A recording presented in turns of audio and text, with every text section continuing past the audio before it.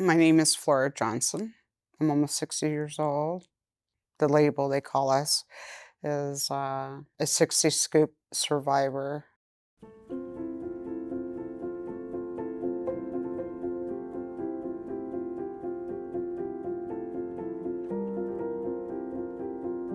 In a world that feels like it's continuing to divide, where we're putting up walls against anyone different than us, and we avoid conversations because we're so scared of saying the wrong thing. Through this, we've lost our ability to connect and really understand one another. As someone who struggled to come out, I know how isolating it can feel to be defined by a label and misunderstood. Last season, I sat down with incredible people, and in just an hour, I learned so much more about them and how we can truly support one another. The tools we uncovered were powerful, showing how vulnerability and listening can bring us together. There are so many more stories to tell, and I'm excited to dive deeper this season.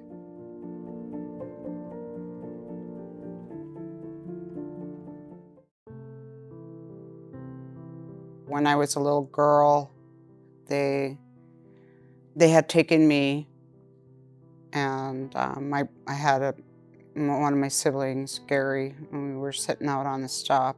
And I remember this lady pulled up in a red car, and she took my brother, but they didn't take me. And then we hung on to each other, and it took several adults to pull us apart. And he's crying, and I remember him looking through the window, crying, screaming for me. At that point was like my whole world changed massively. I don't really remember how they scooped us up because it was traumatic. Sometimes when you live through something that's so traumatized, your body has a way of protecting itself, protecting its so it'll block that out. I went from foster home to foster home for a little while, and then an adoption agency came along, and then they sent me to the United States. Wow. Where were you at the time? I found out as an adult. So when I was little, I never really knew who I was or where I came from. Right. I did speak my language fluently. Okay. So when the adoptive parents, when they came and got me, and they said that I had to go and get tutors to learn English, right? Right. So as an adult, I found out that I was from Musqueam Cree Nation out of Manitoba, which is a very small reserve, and it's off of Moose Lake. I went back as an adult to see what Moose Lake was about, and lots of memories came back again. My mother had passed away in '73, and then at that point, I was adopted. I thought, my life would change for the better. And I remember the judge asking me, "Are you happy, with your new family?" And I'm just a kid, and I was scared, and I said, "Yeah." And then, okay, and then he just like stamped it, signed the papers, boom, right? I was adopted. And then we went outside, and then I remember being in the back seat, and my adopted mother turned around and she says, "Well, now we own you." So I became an item, not a person anymore. Right. So life changed. I was given massive amount of chores while they all did their own thing, and so it was a struggle. I wasn't put in an Indigenous family. I was put in a Caucasian family, and for the longest time, I didn't realize I was any different until I started attending school and realizing that I am different. Right. And the abuse, the kids, beating me up, calling me every name. And then when I got older and I started going into high school, my adoptive parents kind of especially the mother. She pretty much, she was very abusive. She broke my nose. So I lived a really rough, extremely rough life. Yeah. And she always said to me, "You'll never amount to anything. You'll either be a hooker, a drug, an addict, or you'll end up homeless on the streets. You're not smart enough to be anything, right?" Because I had dreams when I was, like any other little girl, I had dreams. I left at a very early age because I couldn't handle the abuse anymore. Um, so I did things on my own, and I put myself through school. Wow. And then I got married, and then I had 3 children. I put myself through school a few times, right? So I prefer to call myself a First Nation, even though right now, we've been called all different kinds of things, from Indians to, First Nation to Indigenous now. That's what they're calling everybody now. Back then, to be Indigenous, you were always thought of that you were stupid. Because our skin color and the way we looked, we were considered stupid. Right. In my mind, I always had that thing where even my adopted parent, "You'll never amount to anything." So my drive was, how can you say that? Because I enjoy things, I know how to do things, right? And I know how to read, I know how to write, and I know math, and so I know life skills, and I know how to drive, and stuff like that. And Just didn't but make she just sense. kept on, Right. like you're nothing. But it wasn't just. I think it was that era too, because it wasn't just her; it was everybody. I was a young woman, and it was like, "Hey, squaw, what's going on?" And that's a dirty word, Right. right? So, and it's like my entire life I've been in this battle of fighting for who I am, Yeah. right? And I remember being with someone, and he was so extremely abusive that he choked me, punched me, broke my jaw. But I was a squaw. I was nothing. Go clean. Do your job. Clean. And I survived it. And one day, this sounds really crazy, but one day I was lying there on the bathroom floor, and I picked myself up. I wiped the blood. Then I looked at myself in the mirror, and I seen myself. And I said, "I don't want to live like this. I don't want to live like this ever." So I fought back, and he left. And it was like all this intimidation, the intimidation my whole entire life. Parents intimidating me, foster parents intimidating me, and it was constant because I'm First Nation. Right. And then when I finally realized, I have children. I looked at my children, and I promised them. I promised them that I will always take care of them and be there for them. Yeah. And one of my children doesn't look Indigenous. She ended up wanted to go to a sleepover. I said, "Okay, you can do that." And so she did.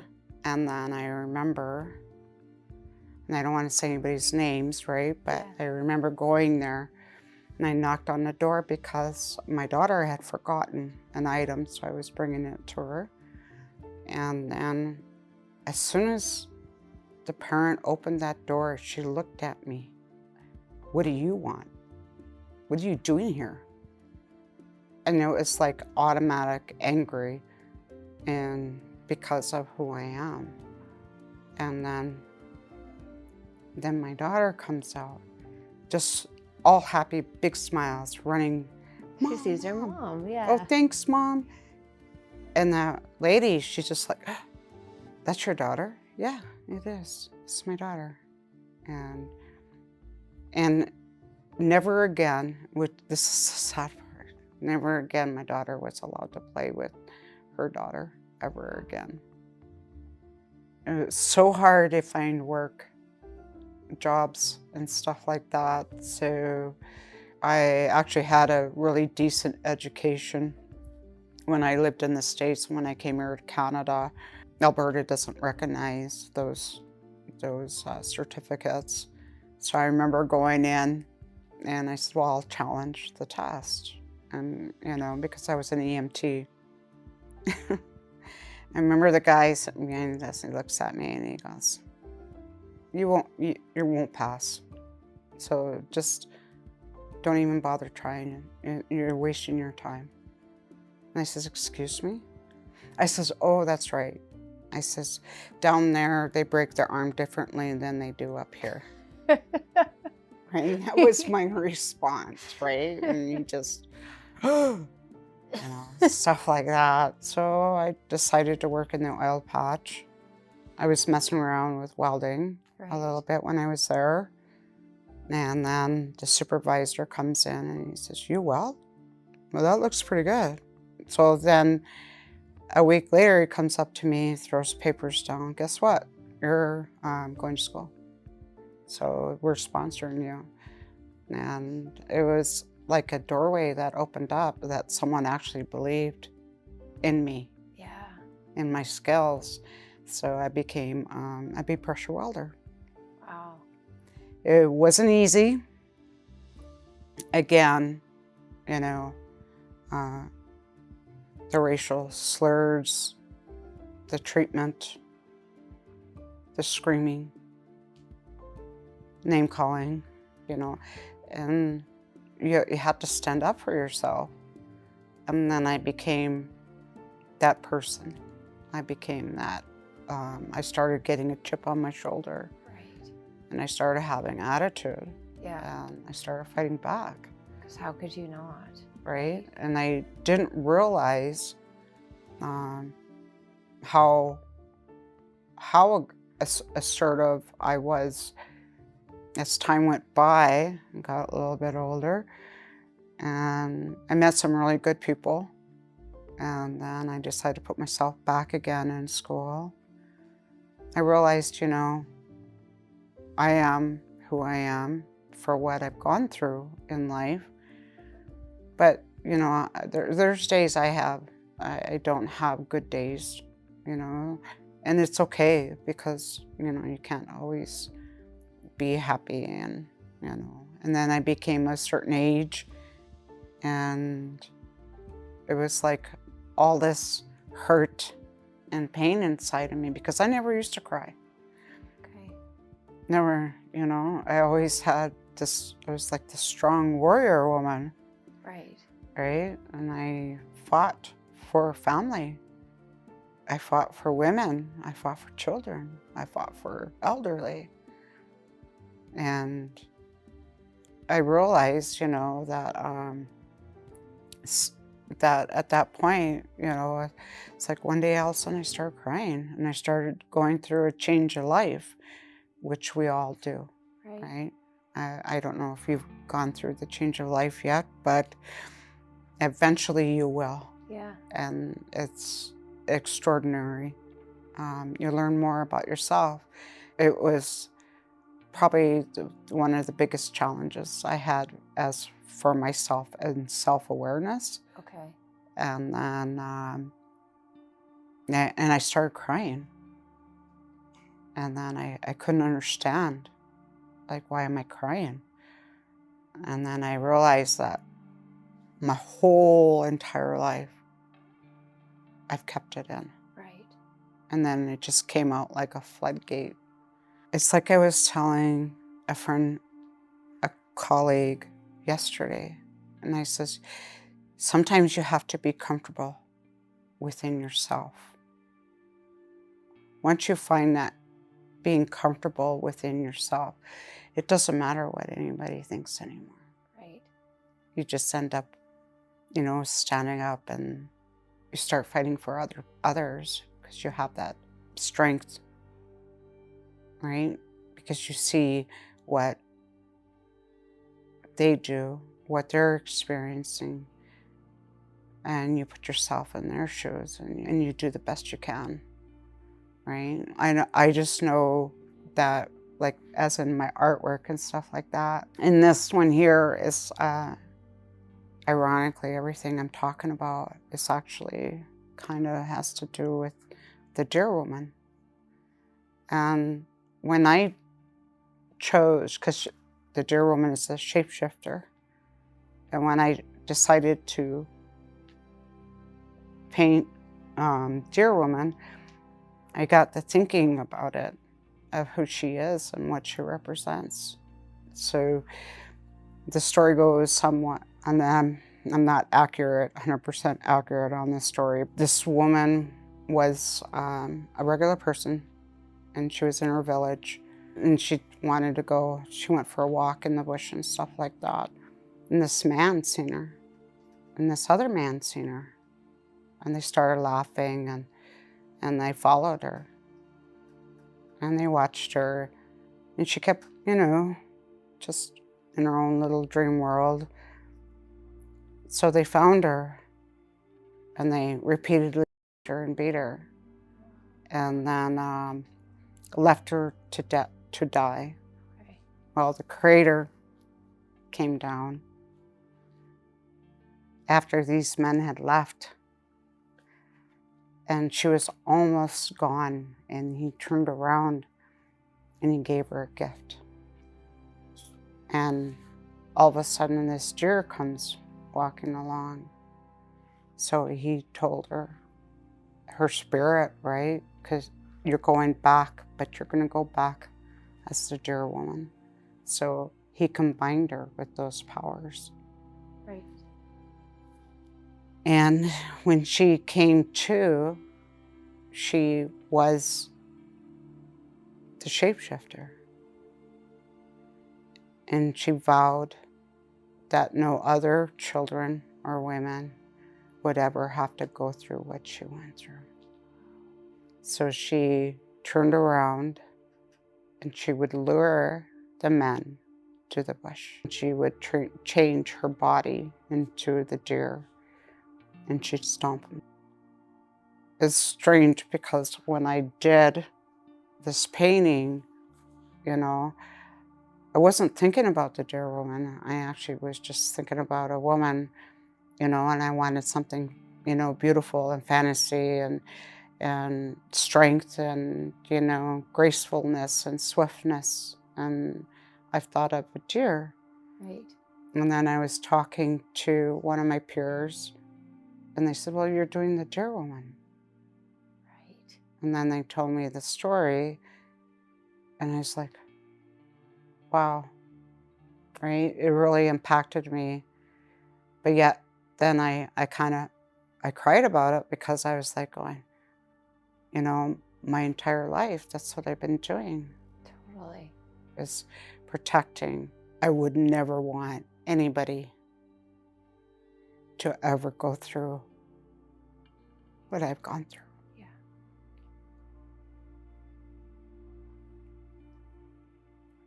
Because I remember, like, I was in a foster home, and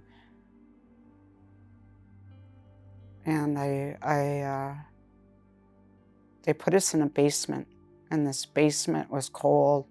It was like a furnace room type storage area. It was all cement, and they put us all, this Indigenous children, in these cots, and there was this other girl there. And I remember getting there, and she said, we were going, getting in to go to sleep, right? And she says, whatever you do, she goes, close your eyes really tight and just pray. Pray he doesn't pick you. And I didn't understand what she meant. you know, and I thought I was placed in a home that was safe. And that's when it wasn't safe, because I remember him coming down. He picked me. And then the foster mom, she knew what he was doing. And I remember her taking wooden spoon to me. She goes, "This is your fault." And she would just hit me over and over again. To this day, I do not have, I cannot sleep without the light on. Okay. Right. Because of the dark basement. I have gone through counseling lots of times. I also have a lot of support, you know, with my peers and with elders. And when I come back home here to Canada, all I wanted to do was find out who I was. Right. You know, find my mom, find my dad. Yeah. Then, you know, I found out that my mom had passed away, found out the year, and then I realized that was the year that I was adopted. Right? And then a few years ago, they allowed the people that were adopted to find, to access their files. So I've been talking to this lady for a long time. And then when she released the stuff, I was expecting, like, the excitement of me was like, I was expecting a ton of information, just because there's little gaps in my life, Right. right? And I wanted those gaps to be filled. Right. Because I wanted to find out who I am, Totally. where I came from. And those are huge pieces of you, Right? right? I You wanted had to know how much I weighed, Right. what time I was born, Yeah. right? So stuff like that. I want to know my mom's full name, where is she buried, blah, you know, who's my dad, you know? Yeah. And so they sent the documents, and I was just 4 pieces of paper. I thought there would be more than that, Yeah. because they had a history of a file on me, Right.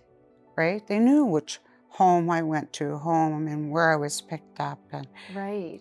they know all this. And it's so weird, because when I was growing up, I was always told I'm an Ojibwe child, right? And then when I got all these documents, it's basically telling me, well, no, you're Cree, and this is your father. And then when I got the paperwork back, Wow. that's not my father.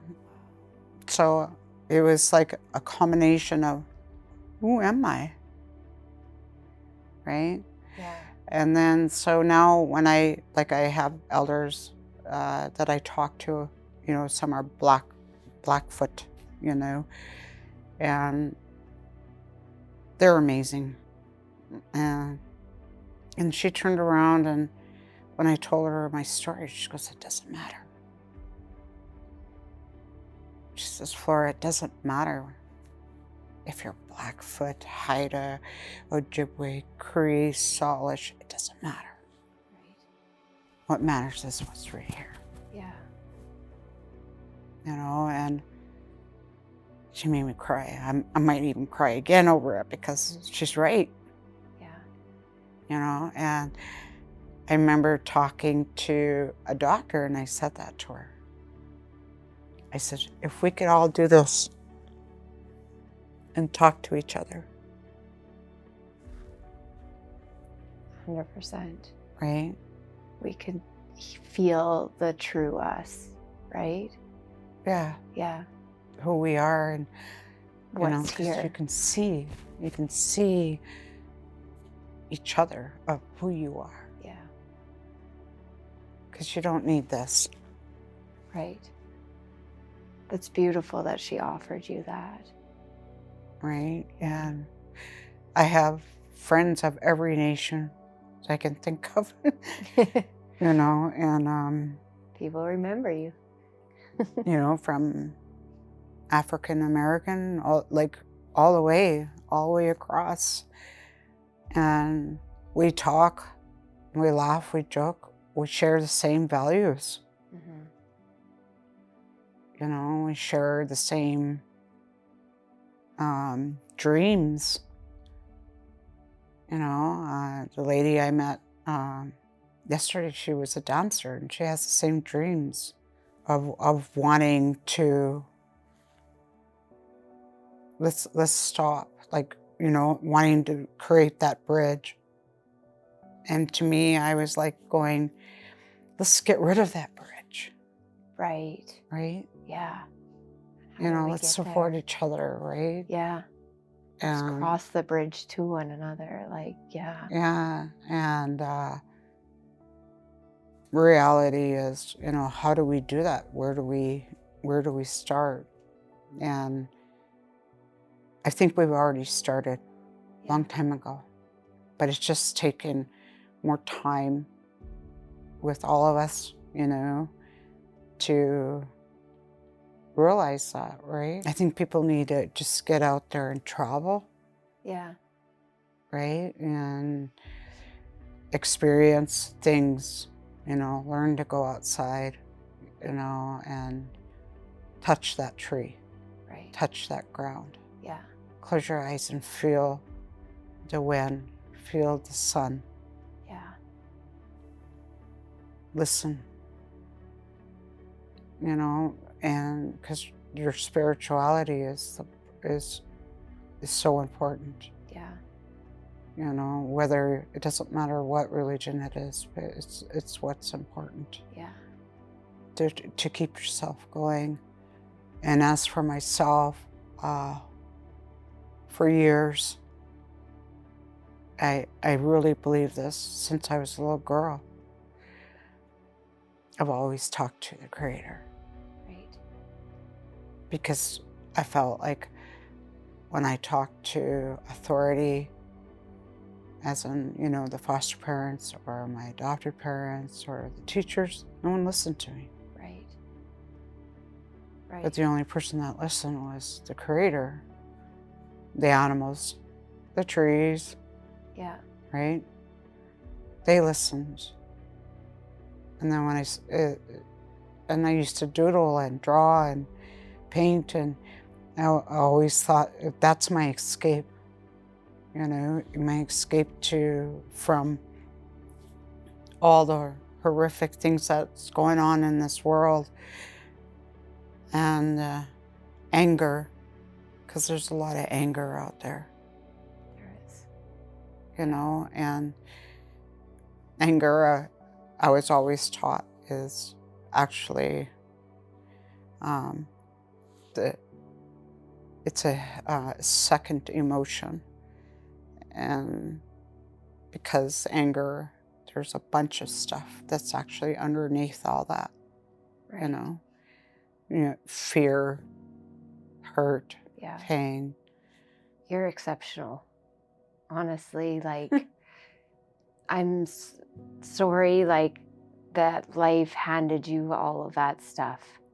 And nobody should have to be strong for something like you went through. But you have shown such strength. And I wish you didn't have to have that strength, right? Like, I look at you with such admiration for everything you've gone through and what you do for the community now. Like, that you want to bring people together, that you want to see people's hearts, that you want to protect, right? And when you're talking about the dear woman and her protecting, I couldn't help but think, like, you didn't have that in your childhood. You didn't have the dear woman like a protector for you, but you somehow have managed to become that protector for others. And it's so admirable what you're bringing to the world, and your light, your gift, your wisdom. It's really exceptional. I know you talked about you being able to connect with Creator like at such a young age. Was that in you? Like, could you just feel that in you, that you were like, all of this stuff is going on, but I know Creator is here? Like, do you know where that came from? The earliest I can remember as a child was my happy time with my dad Okay. and my mom. Yeah. And I remember hanging on her back of her leg, you know, touching her hair. She had really long hair, Okay. you know, and then that's all the memory I have of my mom. My dad, we used to go out to the bush, we'd be fishing. And it was always in nature. I remember walking a lot in the bush, and it was so peaceful and quiet. And I came across some blueberries, so I was eating blueberries. And then I went back, and there was a marshy area, and I was out there playing in the water, doo-doo-doo, you know, and I could see my parents. I remember one time I looked up, I hear this, there's big, giant, huge moose. He was just getting a drink of water, right? And he just looks at me. Wasn't afraid. I wasn't afraid. Yeah. And the light was so bright. It was so bright. And as a child, we see things differently. When you become an adult, we forget those things. Yeah. We forget to be a child again. Yeah. And I think that's what kept me going all through life, is the good memories Right. of when I was little, Okay. right? Yeah. And then you appreciate things, and you go outside and you appreciate everything. And we all have a tendency to forget about it because it's so busy out there. Yeah. And I think that's where I get my, I don't want to call it my strength, but,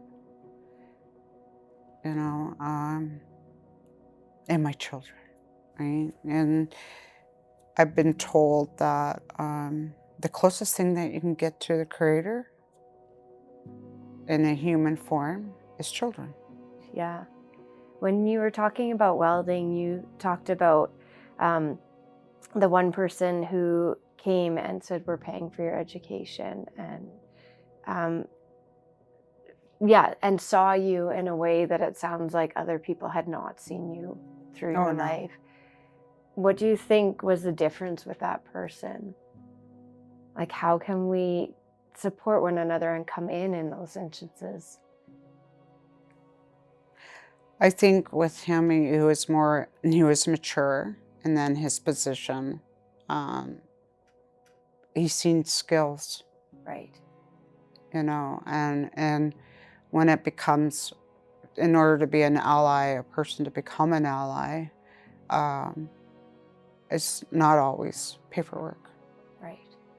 It's, oh wow, you're really good with people. Oh wow, you're phenomenal at organizing. You Right. know, a person maybe, you know, have a disorder of obsessions, right? Well, hey, I need you. Can you help me, you know, with this project, right? So those are, you got to look for the good in everybody. Yeah. See the And gifts. I always say, you know, when I do workshops in my community, I always tell everybody, we all have a skill. Have there been other people in your life who have shown up as allies? And what have they done? Well, besides my supervisor, I would say my coworkers, Yeah. my family, my partner, Yeah.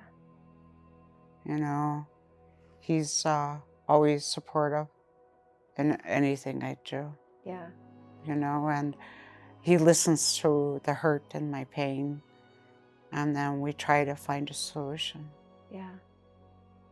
And I think that's the thing, is when you're either, it's a business or an organization or just general people, Yeah. you know, put yourself in their shoes, Yeah. you know, and the old saying is, walk in my moccasins. And I remember that because I never really understood that for a long time because I felt like it was coming out of anger. How would you, like, what would you say to people to get the message in a way you think people would understand?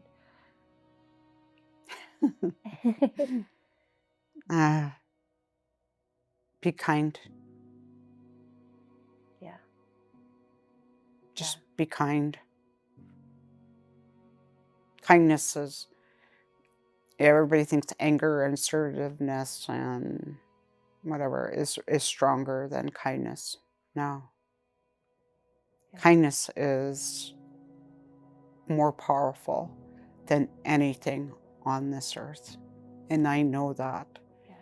I actually had a young man that come over to the house, and I'll tell you this story because my son-in-law had passed away, and I had to go up and talk. His side of the family is Caucasian. My daughter's side of the family is Indigenous. Okay. And they just stayed away. It was really strange. I've never experienced anything like that. And I took this eagle feather. And I knew his cousin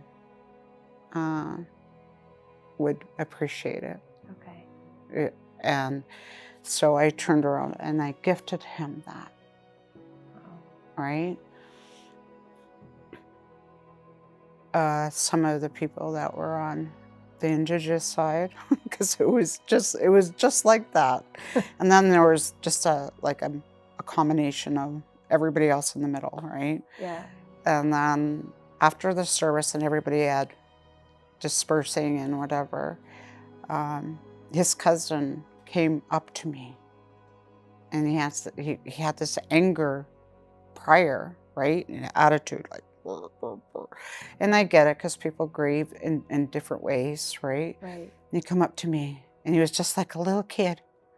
He looks at me, he goes, "Thank you. Thank you, thank you, thank you so much." He says, "I get it now. I finally get it." And then he walked away.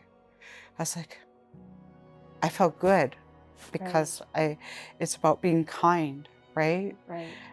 And the Indigenous guy sits down next to me. How could you give that to him? He didn't earn that. He doesn't deserve that. Okay. And I looked at him and I says, "But you're forgetting one most important thing." He goes, "What's that?" "Kindness. Kindness is so powerful." So powerful. Right? And towards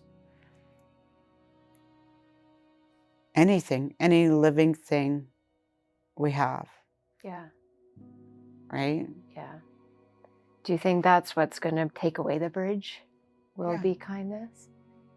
Do you have any advice for people of how to access their kindness? Could be anything. Yeah. Because kindness is huge. Yeah. It's just simple little things. You could, that grumpy old person that you see every day at work, you could just turn around and, "Hey, I brought you a cup of coffee." Right. Right? Yeah. Over time, that grumpy old person stops being grumpy. Yeah. Or they tell you why they're grumpy, and then you have a better understanding. Right. I think listening, you don't always have to, say, "Oh, I'm gonna give you, run through prancing, whatever. Here's flowers for everybody," right? You don't have to do that. You just got to do little things. Not all of the allies they don't have the proper knowledge sometimes. Right. And sometimes we, as vulnerable people or people, you know, that have felt so much abuse and whatever, Right. right, that we went through.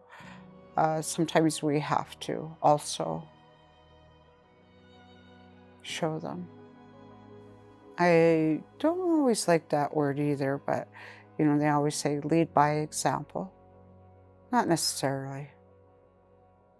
You know, just be you. Just be yourself. And you create those bonds and you create those relationships, you create those allies. Yeah. You got to be comfortable within your body. Right. You got to be comfortable with who you are. What led you to be comfortable with who you are? This is going to sound really sad, but Okay. the death. When my son, when him and his wife had lost their son, Okay. and they made a phone call to me, and I was working, I was welding. Okay. I just dropped everything. Everybody's like, where are you going? I says, my grandson just died.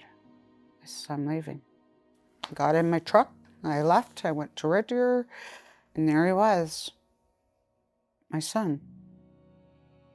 And he says to me, he goes, look, Riker, wake up. Wake up, Riker. Grandma's here. Now you can wake up, Grandma. Wake up, because Grandma's here. Right. And then he hands me Riker. And I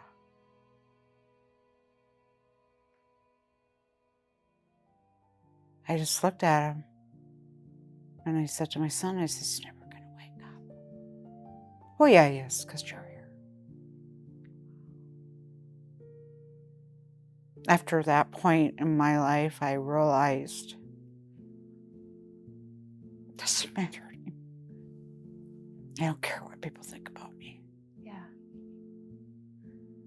They can keep judging all they want. They can call me names all they want. Because you know what? It feels good to stand up and walk away from it. Because you don't need to deal with it. Nobody needs to deal with it. No one needs to go through that much pain and suffering. And I always thought to myself that, why am I still alive? Okay. Right? Right. And then I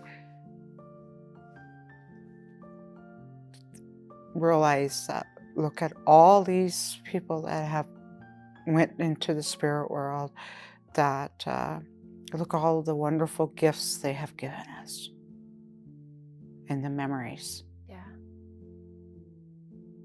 and the laughter and the smiles and the tears and the anger and the attitude and the silliness, right?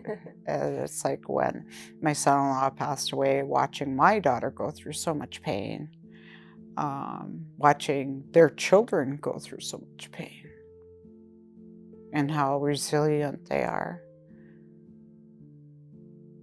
Because it doesn't matter anymore, Right.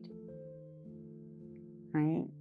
As long as who we are, and be happy in your body Yeah. that the Creator has given you Right. and gave us this vessel.